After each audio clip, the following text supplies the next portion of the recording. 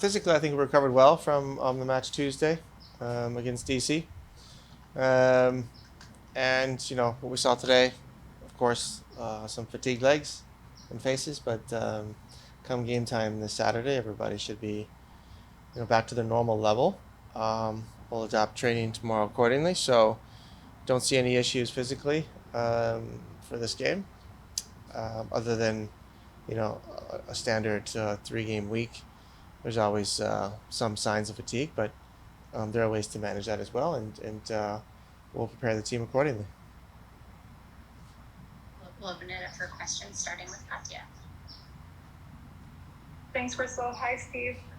You mentioned on Tuesday that there were some things that you didn't like or that were sloppy, especially with the finishing. After a day off, I know it was a quick turnaround, but is there something that you look for in practice today or change for today's practice?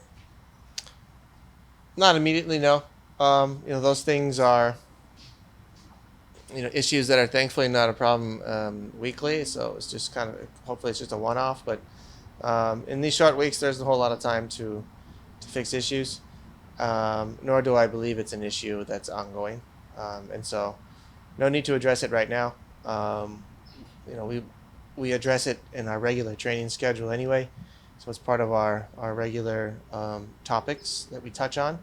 And it will continue to be, regardless of performance. So in a short week, our focus is on recovery and opponent analysis, and we'll continue down that road. In terms of Gareth and Giorgio, how are they progressing, and are they available to travel to San Jose? They're both doing great. I believe there's a possibility that they're available, yeah.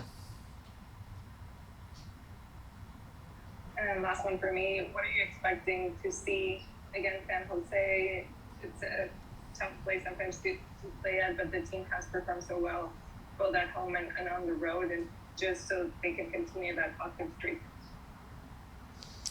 Yeah, San Jose's a deceptive team. If you look at the table and if you look at the players they have excellent players. A team that can, they can beat you on the counter, beat you on set pieces, and they have some tools as well out of the run of play. So it's certainly a team we respect very much and are preparing for. And at home, they're very difficult to beat. So it's going to be a tough game for us. We expect a close game, a tough game, and it comes down for us is to capitalize on the chances we'll get, and to have a mentality that we've had the past couple of weeks is to finish games off and get results. And so I'm hoping for both of those elements this Saturday. Thank you. Go ahead, Michele. Thank you, Crystal. Hi, Coach. Hope you're doing well. Seems that the conversation has shifted, or it's been like, it's not if, it's just when the LAFC is going to get the supporter shields. Now the points record is in the conversation again. How do you manage this on a day-to-day basis and with all these games almost back to back to back? Thank you. There's no talk of that here.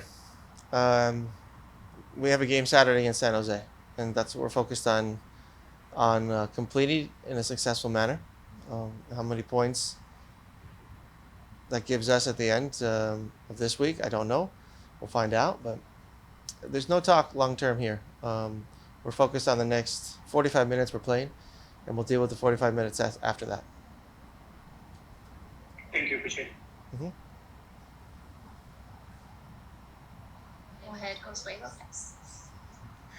Thank you, Crystal. Hello, Steve. Good afternoon. In spite of the team's performance, the LAFC has won 7 straight wins. What have the team been doing so well to have such a positive streak right now? Not only on this type, like 7 games, but throughout the season. I think we're creating chances. We're getting in opponents' boxes quite frequently. We are not giving up easy goals, so our defending transition, our defending set pieces, and our overall deep defending has been excellent, along with our in-box defending. So when you don't give up easy goals, and you're creating a lot of chances, you're going to win more games than you lose. And on top of that, I think the extra little bit that you need to go on winning streaks is our set pieces ratio has been also positive, so we're scoring more than we're letting in, and that has been the difference. Additionally, maybe our ability to push games, the tempo of games in second halves with our deep roster, all of those factors feed into a great record, especially with the past 7 games, and in my opinion, those have been the most telling factors. Thank you and good luck on Saturday. Thank you. One final question on my end. Players like Ryan, where like he just mentioned, have been able to come in and play in different roles. How important is it to have players like that? And now through 25 games, can you talk about how Ryan's been a key part of the back line and the group in its entirety?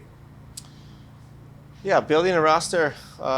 We've chosen to build a roster that is deep. That is in some positions where you are thin, you need players who are versatile, who can play in multiple positions.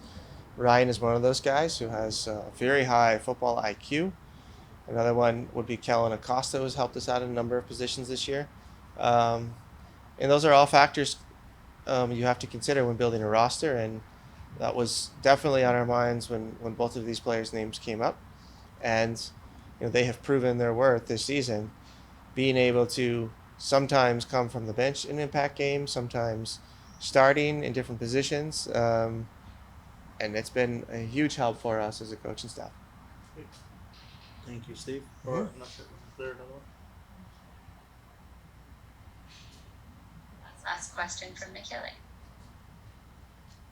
Thanks again, Crystal. I just wanted to ask real quick, Coach, about yesterday we had the opportunity to see Ricky Puig at Galaxy press conference introduction, and Greg Vanney mentioned that he's one of the most important signings on Major League Soccer because we've never seen a player like him so young from Barcelona coming to the league. How do you see these moves in the terms of the league development? Because we've seen Insigne, Bernardeschi, you guys with Bell, Chiellini, but it's probably it's the first time that we've seen a Ricky Puig coming to Major League Soccer. Thank you. You know what? I don't really think it matters if players old or young. I think there are good players and players who are not so good. And I think that's important for us here in the MLS is to attract players of high quality. And everything else, I don't really have an opinion on. I'm interested in getting as many and as good as players we can possibly get here in the MLS, and what that means for the league moving forward. It can only be good if you're getting high quality players. So time will tell if we've done that.